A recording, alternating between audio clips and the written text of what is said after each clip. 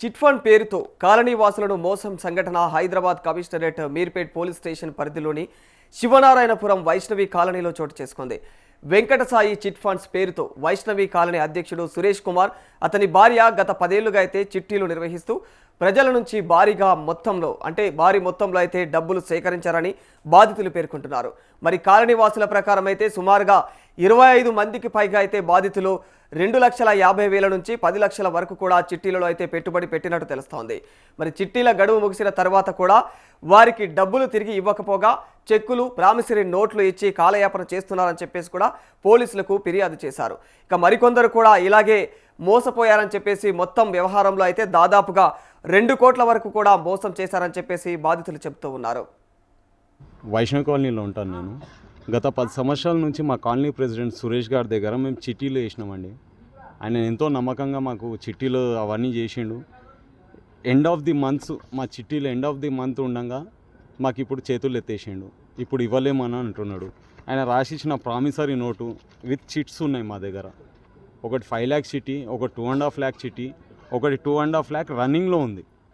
2.5 complete అయినాక కూడా ఇస్తామని 4 months నుంచి మమ్మల్ని సతాయించి ఇప్పుడు మాకు ఇవ్వలేము, నేను ఎక్కడో ఇన్వెస్ట్ చేసిన ఆ అమౌంట్ ఇప్పుడు నా దగ్గర లేదు, నేను మీకు ఇవ్వలేను, నేను కట్టలేను, మీరు ఏం చేస్తారో చేసుకోండి అని మాకు బెదిరిస్తున్నారండి. ఇది ఆయన రాసిచ్చిన ప్రామిసరీ నోటు, నేను ఇస్తానని ఆయన చెప్పిండు. ఇంతవరకు ఎక్కడ మాకు న్యాయం అయితే లేదన్న. పోలీస్ స్టేషన్లో కేసు పెట్టాము. సార్ వాళ్ళు మండే రోజు రమ్మంటున్నారు. మండే ఏం జరుగుతుందో అనేది మాకు తెలియదు. కొద్దిగా మీరే మాకు న్యాయం చేయాలి. గత 10 సంవత్సరాల సంది మా కాలనీలో ప్రెసిడెంట్గా వ్యవహరించి ఆయన ఏదో మాకు నచ్చజెప్పి కొన్ని ప్రలోభాలు చేసి ఈ కాలనీకి ఏదో మంచి పనులు చేసినట్టు చేసి మమ్మల్ని నమ్మించి మా నమ్మకంతో చిట్టీలు వేసుకున్నాడు ఆయన. వెంకటసాయి చిట్ ఫండ్స్ తోటి ఇది రిజిస్టర్ కూడా లేదు, మాకు తెలియదు. మొత్తం ఎన్ని చిట్టీలు ఉన్నాయి, ఎంత వరకు? నా ఒక్కరికి సంబంధించిందే 11 లక్షలండి. మొత్తం ఎంత ఆల్మోస్ట్ మీకు తెలిసినంత? నాకు తెలిసినంత వరకు ఇప్పుడు కొంతమంది బయటికి వస్తలేరు. బయటికి వచ్చిన మాకు సపోర్ట్ చేసే వాళ్ళు ఇంకా 30 మంది ఉన్నారు. ఒక్కొక్కరిది ఎవరిదైనా 5 లక్షల పైచిలకే ఉంది, కానీ 5 లక్షల లోపల ఎవరు లేరు.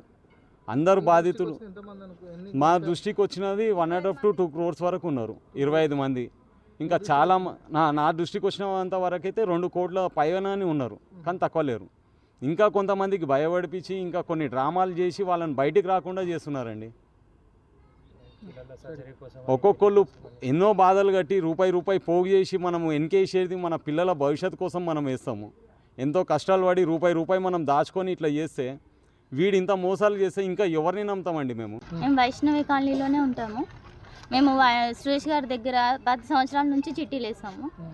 ఆయనకు హెల్త్ బాగాలేదు అన్నప్పటి నుంచి నేను చూసుకుంటాను, నేను ఇస్తాను అని వాళ్ళ భార్య చెప్పింది. ఇప్పుడు అడిగితేనేమో నాకు తెలియదు అంటుంది. డిసెంబర్లో నా చిట్టి అయిపోయింది. నేను ఆయనకి మెసేజ్ చేస్తే 2 రోజులలో ఇస్తాము, 3 రోజులలో ఇస్తాము అని చెప్పినారు. ఇప్పటివరకు పైసలు ఇవ్వట్లేదు సార్. దగ్గర నాకు 10 లక్షలు ఉన్నాయి. నాకు 2 ఆడపిల్లలు ఉన్నారు. నేను టైలరింగ్ పని రాత్రి 3 గంటల వరకు కుట్టిన డబ్బులు. మీ డబ్బులు తీసుకుంటే మేము బాగుపడము అక్క అని చెప్పింది నాకు. ఇప్పుడు మాత్రం నాకు తెలియదు అని చెప్తుంది. నాకు 2 ఆడపిల్లలు పెళ్ళికి వచ్చిన వాళ్ళు ఉన్నారు. వాళ్ళ పెళ్ళిళ్ళ కోసం వేసుకున్న చిట్టి డబ్బులు నేను ఎట్లా చేయాలి వాళ్ళ పెళ్ళిళ్ళు? ఇప్పుడు